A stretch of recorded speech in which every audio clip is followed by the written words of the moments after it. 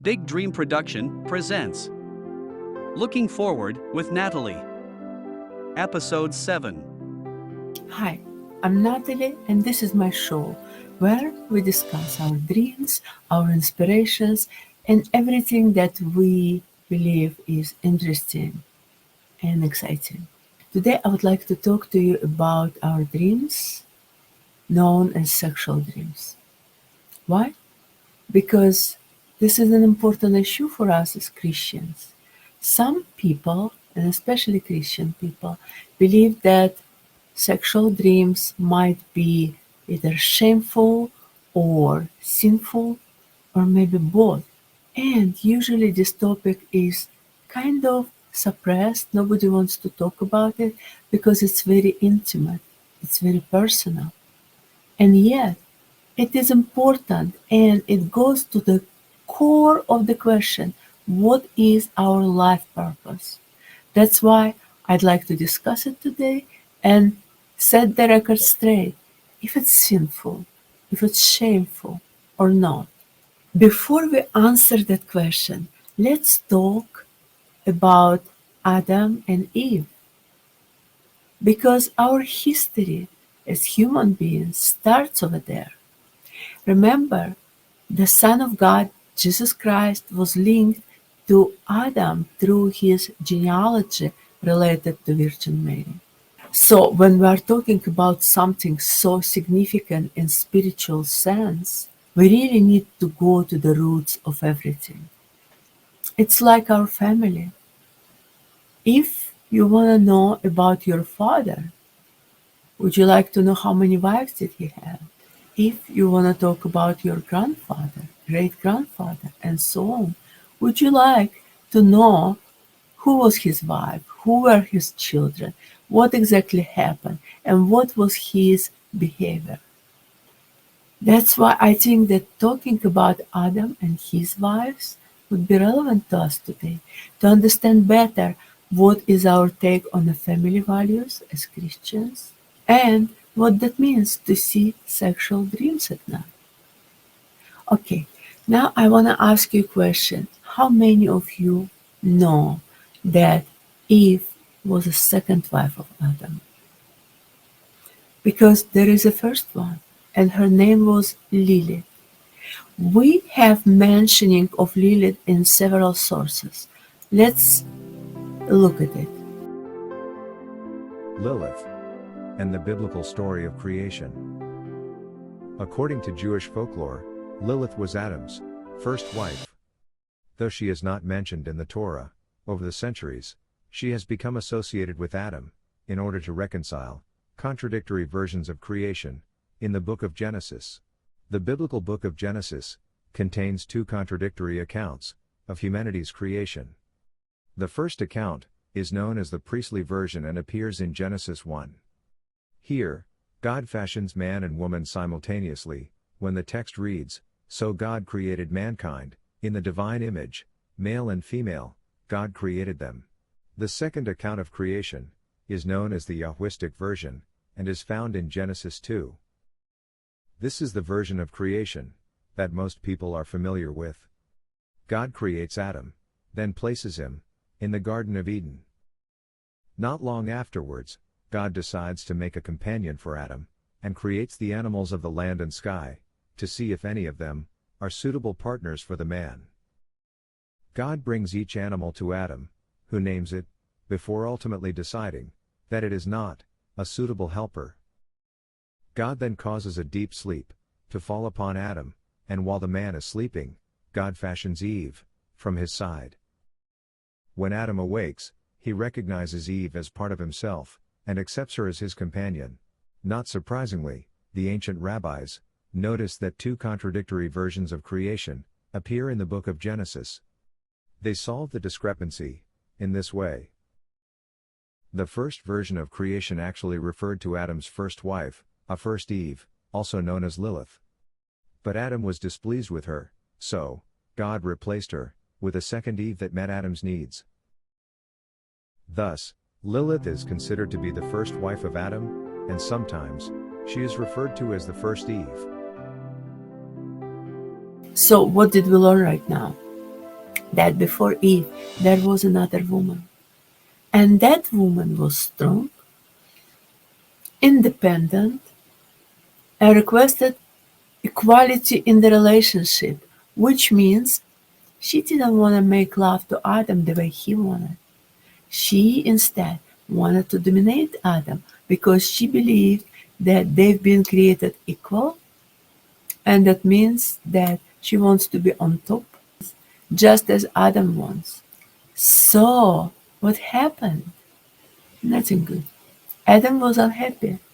He didn't get a pleasure from his sexual relationship with his wife. Now I have another question. What is happening in real life when man is not sexually satisfied at home? He's looking for another woman. But in Adam's case, there was no another woman. So he's going to his creator and complaining. This is the only option he has. What else? And he is explaining to God that his relationship with Lilith is going nowhere.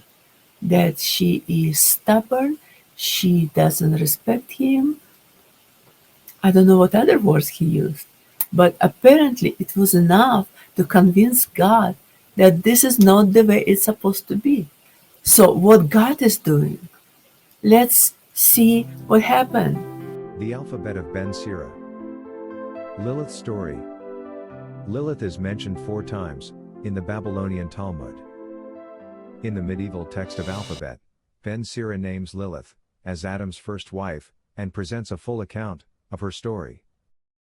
According to the alphabet of Ben Sira, Lilith and Adam didn't see eye to eye on matters of sex, because Adam always wanted to be on top, while Lilith also wanted a turn in the dominant sexual position. When they could not agree, Lilith decided to leave Adam. She uttered God's name and flew into the air, leaving Adam alone in the Garden of Eden. Adam told God that Lilith had left, and God sent 3 angels to retrieve her. The angels found Lilith in a cave, bearing children, but Lilith refused to come back to the garden. The angels told her they would kill 100 of her children every day for her disobedience. In revenge, she is said to rob children of life and is responsible for the deaths of stillborn infants and crib deaths. Eventually, a strange deal is struck, wherein Lilith promised not to harm newborn children if they are protected by an amulet with the names of the 3 angels written on it. After the angels' departure, Lilith tried to return to the garden, but upon her arrival, she discovered that Adam already had another mate, Eve. Out of revenge, Lilith had sex with Adam while he was sleeping and stole his seed. With his seed, she bears Lilium, earthbound demons, to replace her children, killed by the angels. Some, including Michelangelo, associate her with the serpent that tempted Eve. In this incarnation, she is the wife of Satan and provides the body so that he can be the voice that talks to Eve. Lilith is also said to be responsible for males' erotic dreams and night emissions. So, what we just learned, that Lilith was punished for being stubborn and being independent, that she was kicked out of a beautiful premises where she lived because of her demand for equality. What her demand was based on, she believed that she was created out of dirt exactly as Adam was. They've been done the same way, out of the same material. She just forgot that he was a man and she was a woman. That was a difference that required certain recognition, which she didn't want to give. Why it's important for us to know what happened to Lilith? Because now we understand how equality is destroying Christian family values. Christian family values are based on a recognition of a simple fact. Men and women are different. We've been created differently. So in a family, we cannot play the same part. We should play different parts so we can interact. Otherwise, interaction is impossible. It's like a magnet. When you play with your magnets, plus and minus are attracted to each other. And plus, or minus and minus, would be moving away from each other. So it's natural. There is nothing strange about it. It's just the way the world is created. Plus and plus will be rejecting each other. In order to get meaningful, stable family, you have to have two parts on it that will be attracted to each other because of their differences. Now, what was the remedy offered by God to Adam? God said, okay, next. And who was next? Eve.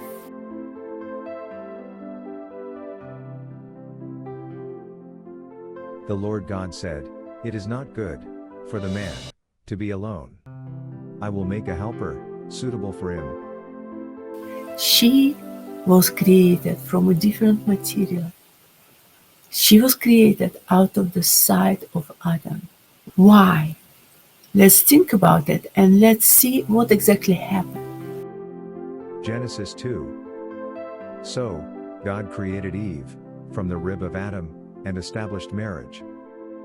God gave Adam and Eve specific instructions in the Garden of Eden. He told them to be fruitful and multiply, and he gave them every tree to eat from, except for one.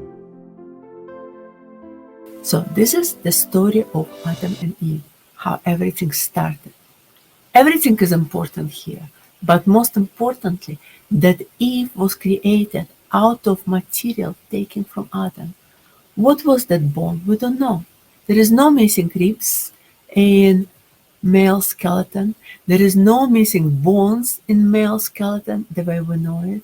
And yet, in the Bible, we have specific mentioning that Eve was created out of sight of Adam. Why? Because now every woman on earth knows that she is a part and parcel of some man. And this is a promise of God given to her that there is a soulmate for her. Same goes for man. Man knows that somewhere over there is a woman created specifically for him. That would be his soulmate, that would be his best friend, that would be his best lover, that would be his wife. And all he needs to do is work hard to find her. Now we understand how much hope and promise of happiness was invested by God in the creation of Adam and Eve.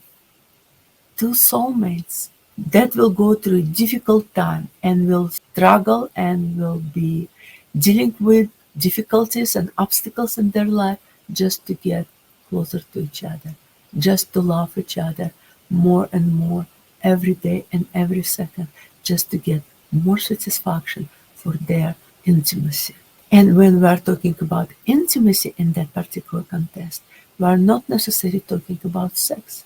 We are talking about their emotional and intellectual intimacy and recognition that they've been made for each other. That would be probably the best definition of family and the best description of our Christian family values when we are talking about Adam and Eve. But I have another question for you. If God is almighty powerful, as we believe, why he made that mistake? Why he didn't create Eve in the first place instead of Lilith? Look what Lilith did. She challenged God himself and Adam himself. Now we have a second wife and first ex-wife who is jealous, mean, rebellious, and turning into a demon. That's what will happen to a woman who disobeys her husband. Modern day Lilith would be single. Modern day Lilith will say that being single is a lifestyle. Modern day Lilith will tell you that she's happy, perfectly happy, living by herself, being responsible for her own life and her own deeds. And the things she feels about Adam and Eve It's none of your business. It's her business, and she will take care of it. She will be vindictive prick. And that's how she wants to live this life. So why? Why God wanted that person to participate in Adam and Eve life, like they didn't have enough trouble of their own? Why he created Lilith in the first place? If we believe, as I do believe, that past, present, and future all exist at the same time, God should have known what will happen. And I have no doubts that he did. He knew. When he created Lilith, he knew exactly what will happen. He knew exactly how she will behave with Adam. He knew exactly how Adam will complain about her. He knew exactly how it will unfold. And yet he did it. Now we have to understand why. Because if there would be no Lilith, Adam would never appreciate his second wife, Eve. It's only on the contrast with Lilith he knows how loving and beautiful and amazing is his real soulmate, is a woman made for him, Eve. That's where love starts. Sex is not love. Growing old together is. That's what Adam is doing with Eve. They are going through their life, dealing with the difficulties, and their life is changing them. Look at Adam. At the beginning, he doesn't look really attractive as a male. He's complaining about his first wife to his creator. Then he is tempted by his second wife. And by the way, there is an opinion of some scholars that the serpent who tempted Eve, that was actually Lilith. She gave her body to Satan to cause trouble to Adam and Eve. And we know that God knew that will happen. And now we know and understand that it was all God's plan. He wanted that to happen for some reason. Why? Let me tell you one little story. When I just came to the United States, I started my education in UCLA School, Cinema and Television, taking a program for screenwriters. We have wonderful professors. They've been telling us what is the recipe for a good movie. And they've been saying, you have to create a character that will be evolving, that will be changing throughout the movie. Because if that character, that hero, starts the movie of being a certain person, and that's who he is at the end of the movie, who cares then about that hero? It's the development of the personality that we care for. It's the emotional and intellectual growth of the hero that audience is watching for. That's number one. And second, the recipe of successful movie. This is something that audience can relate to. That means for a screenwriter that we have to follow several simple steps. First, our hero is in trouble. Second, our hero is trying to get out of the trouble and getting into just bigger trouble. And third, our hero is prevailing and getting out of his trouble. That would be famous Hollywood happy ending recipe. That would be the movie that will have the box office. Why? That's how we created by God. That's how we wired. We need to grow by going through the obstacles. If Adam and Eve will stay in the garden forever, a being creator, they will never be followed by amazing generations of struggling human beings, every single one of whom is trying to be a better person. That's our purpose in life. We have to learn from our own mistakes so the life will continue. Continuance of life is our goal. Continuance of life is the reason why God created us in the first place. He created life, and we're responsible for continuance of that life. That's why sex is important. That's why we see sexual dreams. What is the part that Lilith is playing in it? She's tempting male.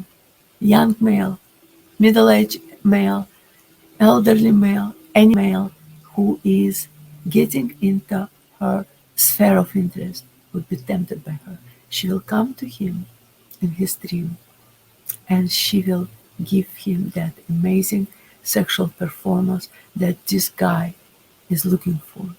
Why? Why she's doing that? Because that was the goal of her creation. God created temptation of Lilith for male to remember what's their purpose in life, to continue our life.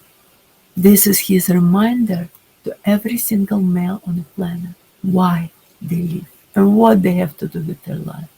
That's why sexual dream is a gift by God to the male. And it's not a sin, it's a reminder of a life purpose that male has. What about women? According to statistics, women don't see that many sex dreams, if at all. Woman relying on her man in being continued.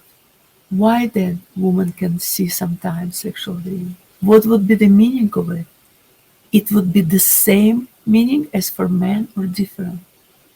For woman, sexual dream is also a gift by God, but it has a different meaning. For woman, it's a promise of happiness. It's a promise of motherhood. It's a promise of continuance of life. It's a message of hope. It's a message of optimism. It's a message of power that woman has to be the best lover for her man. So the life will continue. So the life purpose will be achieved. So the will of God will celebrate its victory. Now we know our Christian position on that. What about our psychology position on that? How about Freud? If you remember, we've been discussing Freud a little bit in our prior episodes. Freud is the father of psychoanalysis. Freud developed the theory of human psyche, where he believed that the most powerful motivational instinct that we have would be called libido. What is libido? Is that desire of sex or is desire of continuance? Freud's answer to that would be this is the desire of continuance of life. Why? Because if you go down, really, really deep down in your understanding of what libido is and what is the motivational power of libido, you will see that this is the fear of death. Behind anything and everything we do in this life would be our fear of death. And because of the fear of death, people want to have sex. They want to continue their life so they can live for the eternity through their generations. So there would be someone to inherit their look, their desires, their fears, and their libido. And the life will continue. That's how Freud saw it.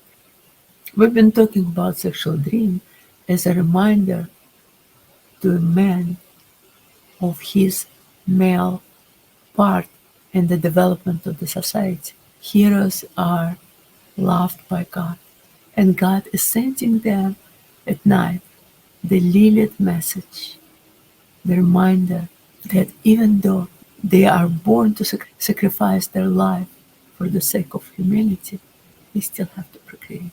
This is the gift of God given to them, given to every single person, living human being, male or woman, to continue life. And regardless who you are, you have that gift. And that's why Lilith is coming at night and bringing you wonderful sex dreams that are absolutely not sinful and it's not shameful. Those dreams were designed by God so we can see it, so we can receive it. And when you comply with the God will, you are a good Christian.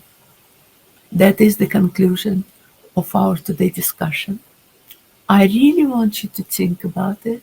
If you agree with me, let me know. If you disagree with me, let me know. Maybe you can share some of your dreams. This is my email, please contact me and let's continue our conversation.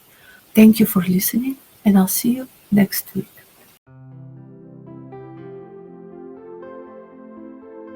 Workers Defenders Law Group is specializing in California workers' compensation and labor law. If you are injured at work, harassed, discriminated, underpaid, wrongfully terminated, you might be entitled to compensation. Call for free consultation 714-948-5054. Talk to a real attorney. The consultation is always free. And you pay nothing unless you win. This episode was sponsored by Dream Big Coaching. Nataly is a dream coach and a spiritual counselor.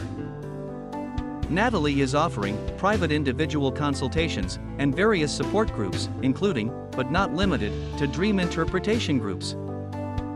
If you have any questions or want to request a consultation, please send us email at dreambigkingdom@gmail.com. Workers Defenders Law Group is specializing in California workers' compensation and labor law. If you are injured at work, harassed, discriminated, underpaid, wrongfully terminated, you might be entitled to compensation.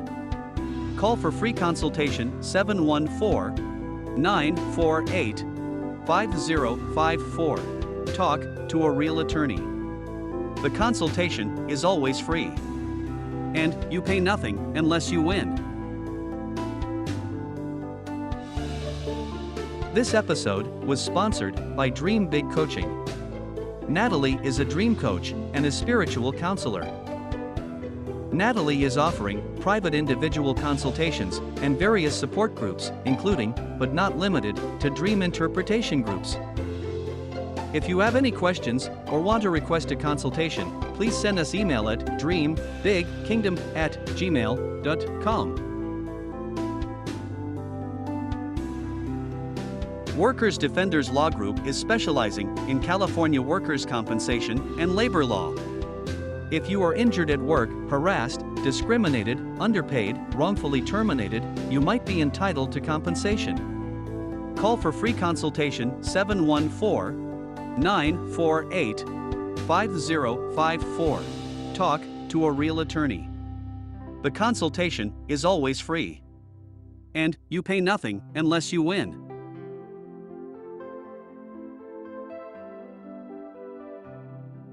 This episode was sponsored by Dream Big Coaching. Nataly is a dream coach and a spiritual counselor. Nataly is offering private individual consultations and various support groups, including, but not limited to, dream interpretation groups. If you have any questions or want to request a consultation, please send us email at dreambigkingdom@gmail.com.